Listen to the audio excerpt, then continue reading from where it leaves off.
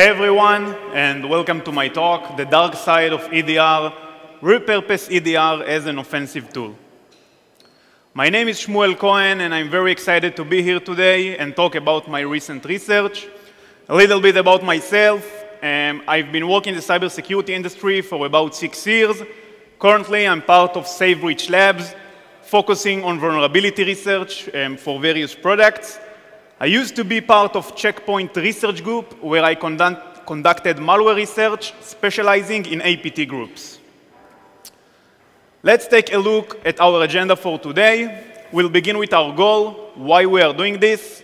Then we delve into an overview of Cortex XDR. Following that, I'll demonstrate how I bypassed several Cortex XDR protections, and we will discuss its policy files and why they are interesting. Finally, we'll conclude with some closing remarks.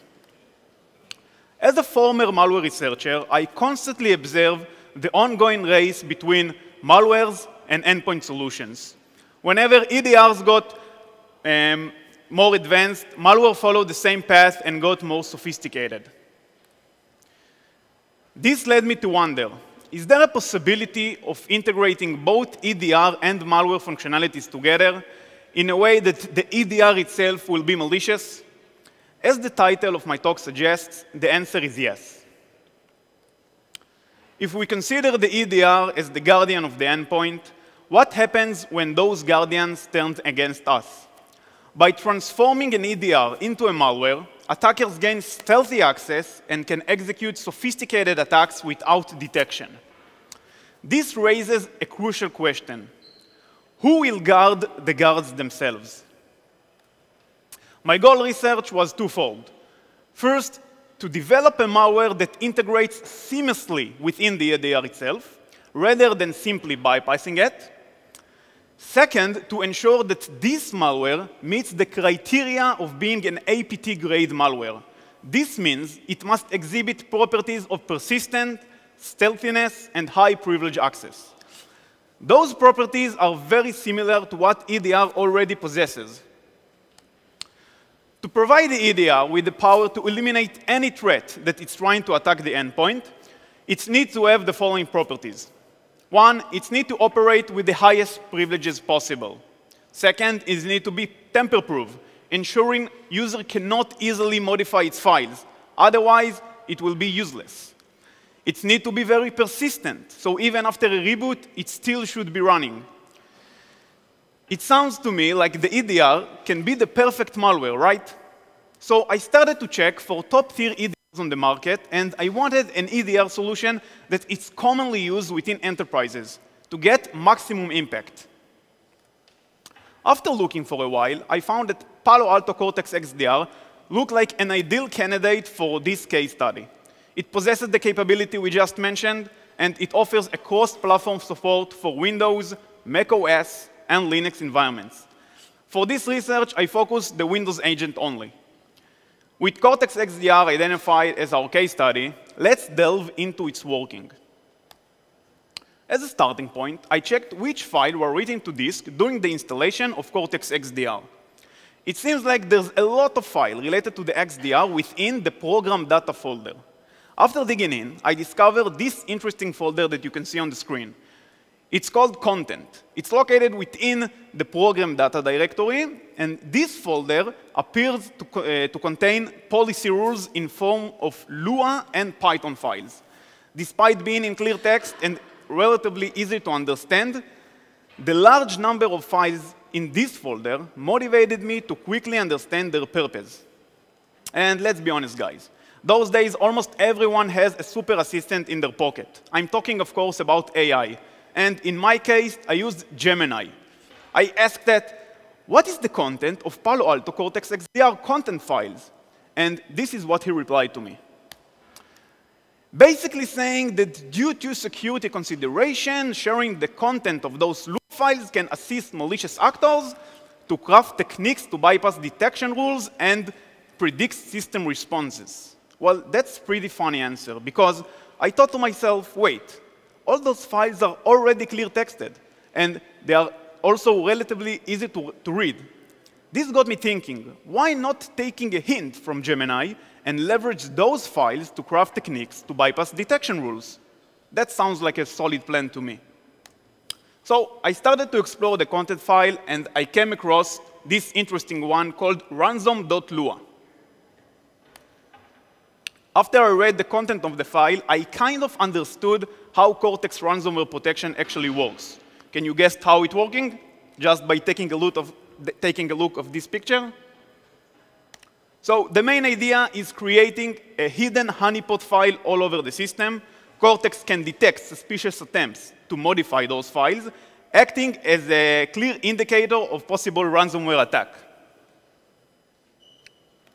Now, let's take a closer look at how Cortex keeps things hidden. You see, the Cortex developer didn't want that any program could see those files laying around the system. For example, imagine that you're browsing through your files with File Explorer. They don't want you to see all those honeypot files around your system. Or maybe you use WinRAR to compress a folder that contains those files. No one wants honeypot files inside their archives, right? So to solve that, they put together a list of processes that the honeypot files will stay hidden from. And guess what?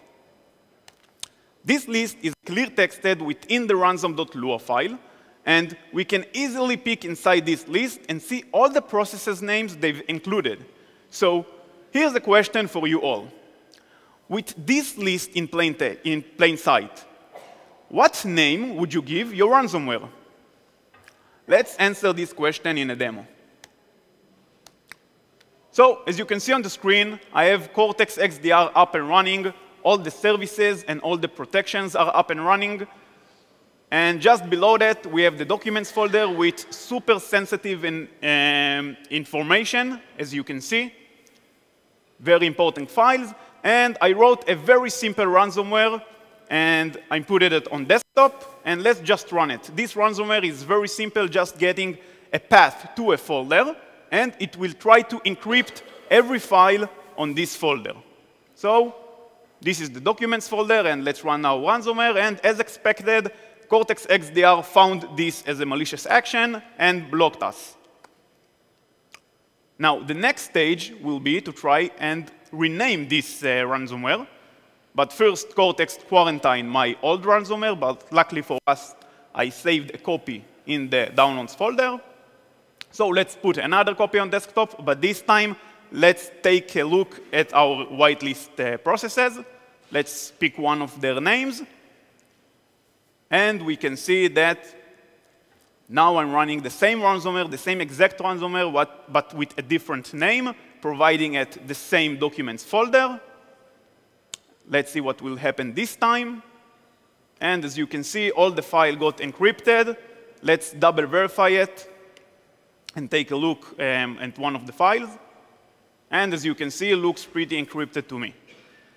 So after the successful ransomware protection bypass, I couldn't resist the urge to push further and test Cortex responses to more malicious attacks. My next experiment was attempting to do an LSAS memory dump. For those of you who may not be familiar with LSAS, sorry, here's a quick summary of why memory dump of LSAS considered as a malicious action. Essentially, LSAS, which stands for Local Security Authority Subsystem Service, is a crucial system process responsible for managing security policies, credentials, and authentication on Windows. Attempting to dump its memory can potentially expose sensitive information such as usernames, passwords, and security tokens, making it a significant security risk. One common method used to dump a process memory is through a sys internal utility called procdump. Malicious actors often utilize procdump to extract memory from the LSAS process. So I returned to our protected machine, and I attempted easily to execute this procdump command, aiming to dump the LSAS memory into a file called lsas.dmp. As expected, I got prevention from the XDR. And he was kind enough to provide me the exact reason for detection. You can see it on the red box. It appeared to be that I was detected due to a regex detection mechanism. To bypass these regex, we can easily insert two quotes into the middle of the command. While this won't affect the command result, it will bypass the regex check. Filled with hopes, I executed this modify command, and the good news is that I was able to bypass this regex check. The bad news is now we have 4 different prevention notifications now. So this didn't work, but let's see how we continue from there. If we zoom in, we can see that all of these rules are related to a rule called minidump, PROIDEA, RPM terminate, as can see in the image. So I wanted to locate those rules within the content files. So I searched the entire content folder with this RPM terminate string, and I found those rules within a file called dse rules-config.lua. Remember this file, it will be used later on again. One of those files, for instance, is one of those rules, for instance, is titled minidump, PROIDEA, RPM terminate. And as you can see, the action is set to block it. I tried to look for something that can help me bypass this rule, and I look, and there was nothing in this file that helped me to bypass this rule. I almost gave up, but then I found this list. This list called Mimikatz RPM process whitelist. For starters, I didn't know what this list means, but something caught my attention. The thing that caught my attention is that I already saw this RPM term earlier in the DSE file. So we just reviewed this DSE file, and I saw this RPM, so I thought to myself, wait, maybe it's related. Maybe this whitelist is related to this rule. So I decided to do an experiment. I tried to rename PROCDump to one of those names in this list, and to my surprise, it worked. I successfully managed to dump Elsa's memory, and let's see a demo of this bypass. So at first, again, we can see that Cortex XDR is up and running, and all the services are up and running. And for start, I will just execute the normal PROCDump command, and let's see this regex test getting us caught. OK, so this is the regex test. The next step will be to insert the 2 quotes into the middle of the command.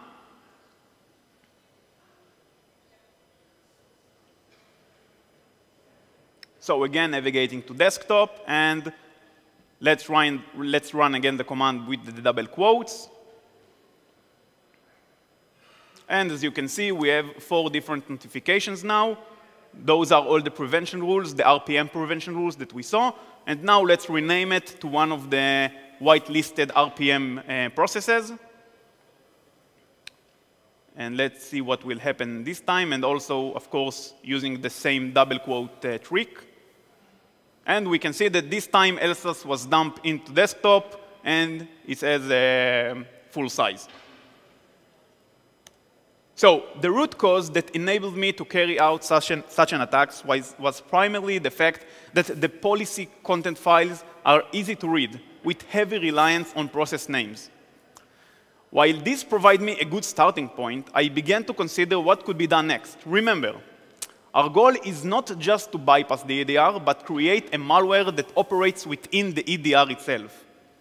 This got me thinking about the possibility of adding or removing our own rules into those files.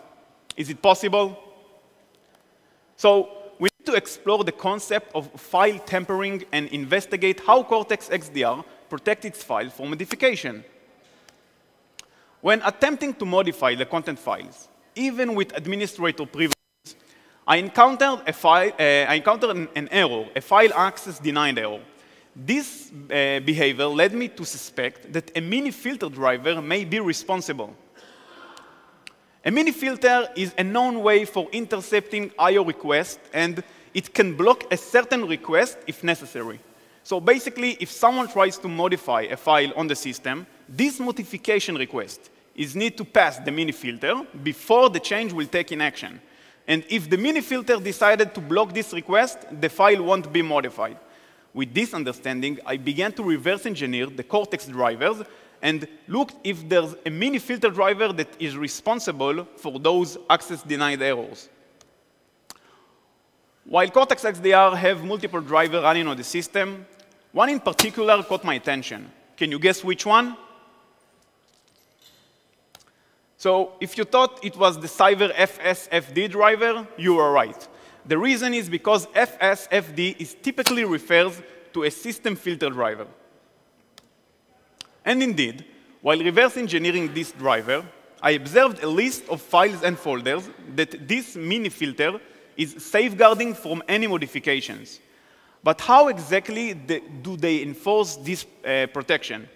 The next step is to investigate the implementation of the mini filter.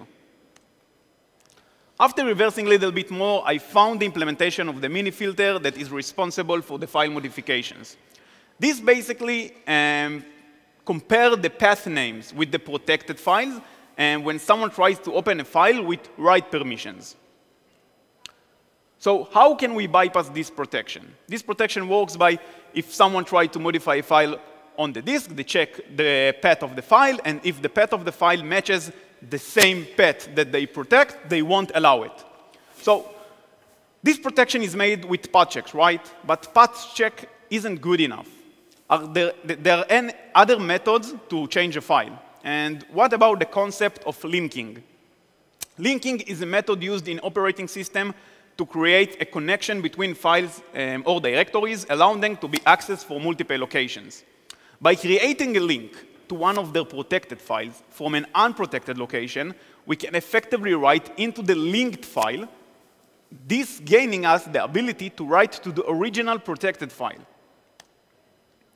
And there are different types of links, including soft links and hard links. A soft link is essentially creates a file that points directly to the original file. Any attempt to modify the soft link is equivalent to try and modify the original file. Thus, we would face the same obstacle from the mini filter driver. Unlike soft links, which are much more like shortcuts pointing to the original file, hard links create what appear to be a distinct file, but in reality, it's just another reference to the same data on the disk, as you can see in the image. This means if you make a change to the hard link file, it's directly modified the original file on the disk. So if we created a link from an unprotected location, for example, from desktop, to the protected Cortex file, one of their content files, we could modify the link one and potentially bypass their protection. Luckily for us, Windows already provides a tool called mklink, which includes a feature allowing you to create hard links between files. One thing to note is that you must have write access to the directory where the hard link will be placed. In our case, it will require then admin privileges. But unfortunately for us, this attempt to create a hard link is getting us blocked as well. The question is why? I wonder in which stage of the hard linking creation process is failing. To investigate further, I used another sysinternal tool called Procmon. And for those of you who aren't familiar with, Procmon is short for Process Monitor. It's a very powerful tool that enables you a real-time monitoring of activities on the system, including file-related activities. So I used Procmon and executed the mklink command once more. Then I noticed an access denied error associated with the create file operation. And if we think about it, it actually makes sense. As you may recall, the mini filter is preventing us from opening a file with write permissions. So after a quick search, I saw this very cool blog post called Between a Rock and the Hard Link, authored by James Forshaw from Google Project Zero. In summary, his research revealed that it's possible to create hard links without requiring write attributes. You can do it with read attributes only. He also created a GitHub repository with implementation of the hard links without the need of the write attributes, so I downloaded his tool. And I discovered it actually works. I successfully created a hard link to one of Cortex content file from an unprotected location. So now we have the capability to modify any content that we want. What's our next step? Do you remember the DSC rules config file that we saw earlier? Let's begin with modifying rules within this file and see if it works. As you can see in the image, I chose to change the detection rules of loading a vulnerable driver called RTCore64. And the action taken when trying to load this driver, as you can see in the image, is block. So let's change it to allow instead and see what happens. If it will work, we could load this vulnerable driver. This means that we can exploit its vulnerability, and this will allow us kernel read and write primitives. And it looks like it didn't work. Can you tell me why? Anyone have any idea why it's happening? So the problem with this approach is that the XDR process already loaded all those rules when it started up. Therefore, I needed a way to force the XDR to be restarted or somehow load these rules again. And I also wondered, how does the XDR get its content updates?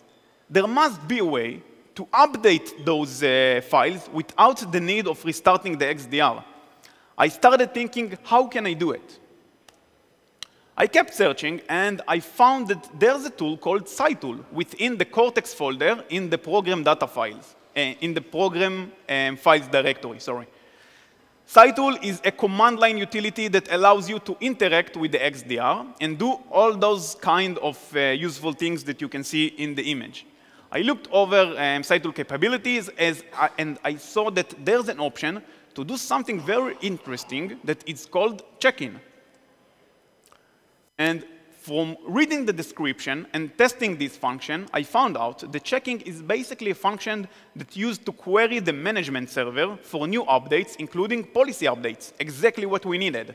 However, there's a little problem with this approach. You see, when I attempted to perform a check-in, the content file were downloaded again from the management server, overwriting all the changes that I've made to the content files. And we'll mention this check-in process several times in this lecture. So I created this upcoming slide just to make sure everyone got exactly what's happening here. So for start, we are modifying Cortex content file to change the behavior of the XDR. For example, changing from block to allow. Secondly, we initiate a check-in process, essentially requesting updates from the management server. After that, the server returns us with the latest updated content. And finally, the new content is written to the content files, replacing the old content files along with our modifications. To solve that, I wanted to block any connection from the XDR to the management server and see what happens. To do that, I needed to know what is the domain name of the management server, and again, luckily for us, it's written in the content files. There's a file called core home URL, which contains the exact URL for the management server. So I simply added the entry shown in the image to the host file, effectively blocking any connection from the XDR to the management server. After that, I attempted to perform a checking again, and this time it worked. The XDR failed to download the content files from the management server, but it still reloaded my modification policy files. So let's summarize what we accomplished so far. Firstly, with the ability to read the content files, we were able to bypass security features. Secondly, we can now insert, remove, and change rules within the policy files. And lastly, as a proof of concept, I've exploited the vulnerability within the RTCore64 driver to patch Cortex administrator password verification function. Administrator password is used for various tasks, including disabling protections or even completely stop the XDR from running. I modified it in such a way that any password would work when attempting to interact with the XDR. It can also be patched in a way that no password will work, making it a very hard task to remove the XDR from the computer. Let's see a demo of this password bypass. OK, so again, the same drill, checking that everything is up and running, every service, every protection of Cortex XDR.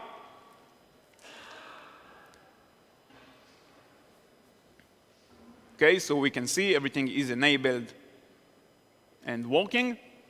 And now while we try to disable the XDR with, of course, a wrong password. Let's just make sure that this password isn't working. So I'm just echoing it into one of site-tool commands, and we can see that access is denied, trying another password to disable something else. And we can see that this is also getting us access denied. Now I will run the exploit, basically changing the policy files to allow me to load RT-Core64 driver, and then initiating a check-in process, which will cause the XDR to load those rules again. So this is the exploit, taking it some time because the checking is something that it takes like about 10 seconds.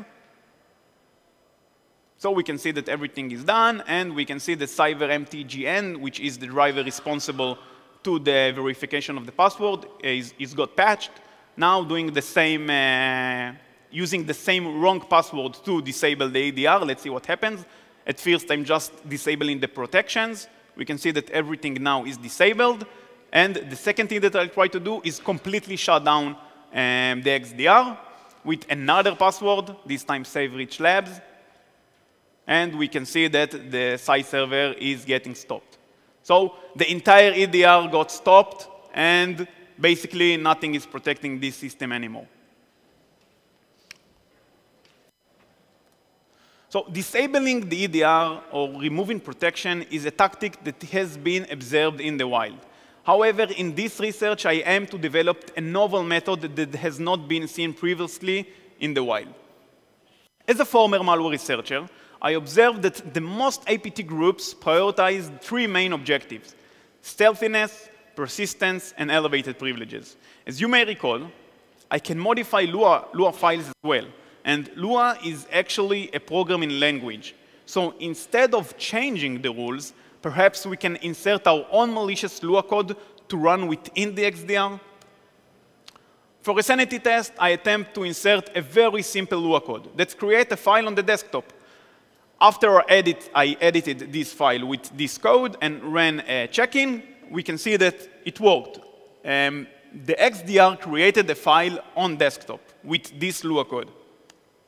The next step was to write a simple function that would execute my commands. The goal here was to confirm that I can run my own malicious commands within the site server process. However, something very strange happened this time. When I attempted to run this code, the site server, which is the main XDR process, crashed completely.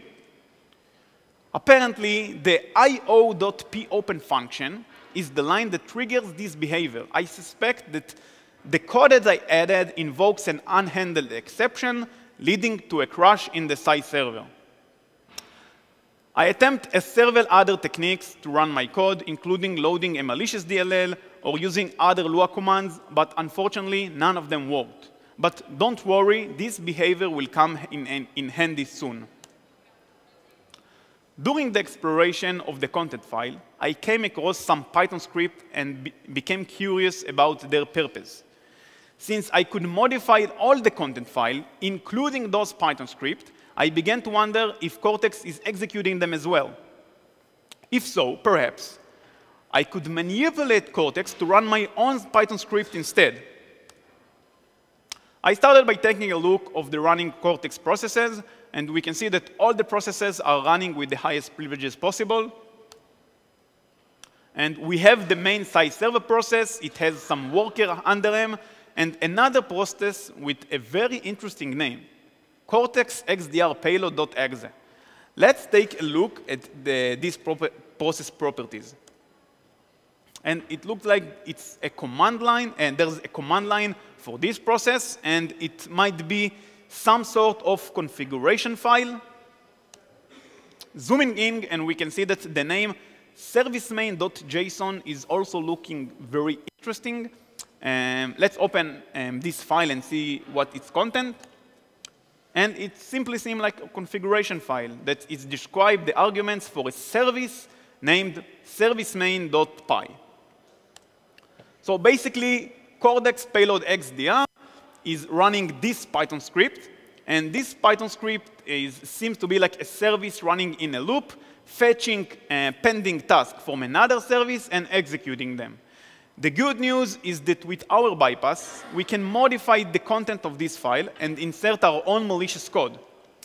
The bad news is this Python script is the same loaded into the Cortex XDR payload process. So the same issue as before. So even if I modify this script, it won't affect Cortex XDR process. The first thing that I try to do is the check-in trick that we saw earlier, right? Doing a check-in, it will load this file again and run our own script. But unfortunately, this didn't work this time. The process remained active during the checking and didn't load any new Python files. Second thing that can be done is to restart the computer or log off the user. And when he logs back in, our malware will run. This method worked, but actually we have even a better solution right under our nose. We can crash SciServer and restart it immediately without the need of restarting the computer. If you remember, a few slides back, we saw that the io.popen function led to a crash in SciServer process. Now, leveraging this behavior, we can modify service main.py with our own malicious script, then crash SciServer and starting it back again. This change will allow our malicious code to be executed within SciServer process without the need of restarting the computer. So this time I'm running this new script. And we can see, same drill, everything is up and running. And this time, our target will be to create a reverse shell to this virtual machine from our host machine. So navigating to the exploit folder, running the exploit, basically inserting my malicious code, which is reverse shell. On the host computer, I'm listening to a reverse shell connection. In the victim machine, let's see that SciServer is up and running, and we will see that our reverse shell will be a process of this SciServer. So I inserted the malicious code. You saw that SciServer crashed completely, and now SciServer will be loaded up again, as you can see. And you can see that at the moment the SciServer loaded up, we got a reverse shell connection from the victim machine. And I just let all the process to be done. So let's add a few more seconds. OK, the process is done. Let's see the reverse shell, that it's working. We can see that we are running as an anti-authority system. And just to prove that we are running inside the XDR itself, I created a timeout command. And we can see that this timeout command initiates under the SciServer process. And just for fun, let's try to terminate this process with an admin privileges. And we simply can't. Why we can't? Because the XDR is protecting itself. And now the XDR is protecting us from being terminated. So our script will keep running. And to conclude, today's journey through the inner workings of the Cortex XDR has shed light on the vulnerability within the endpoint security system. And let's review some takeaways from today's session. One, researching endpoint security products for security risk might be even more important than researching new security risks in the operating system itself. Attackers that exploit the risk in operating systems still need to continuously face a guardian. However, if the almighty guardian has been breached by attackers, there is no entity that guards the computer, and they are gifted with the largest set of powerful capabilities. Second, the logic of security products should be its deepest secret. A simple detection logic that is kept in secret can be much more effective than a disclosed, sophisticated one. When attackers are aware of detection methods, they can more easily evade them. And lastly, a allow list or block list should frame a process or an action based on multiple parameters that are solid and cannot be manipulated by attackers. Adding a process to allow list based only on its name or detecting process dump which reject test is just not enough. Throughout this session, we've uncovered potential weaknesses in the Cortex XDR system. Those findings shared with the Palo Alto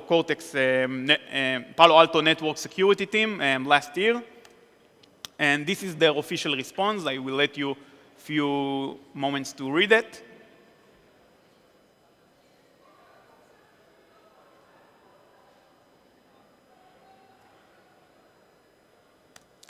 Additionally, let me introduce you Cortex Vortex, a tool that enables you to test everything that we discussed today, including the implementation of both POC demos that we just saw. This includes loading of the RT-Core64 driver to patch the admin password and inserting malicious code to execute within site server process. I will give you a few moments to take a picture if you want for the QR for the GitHub repository.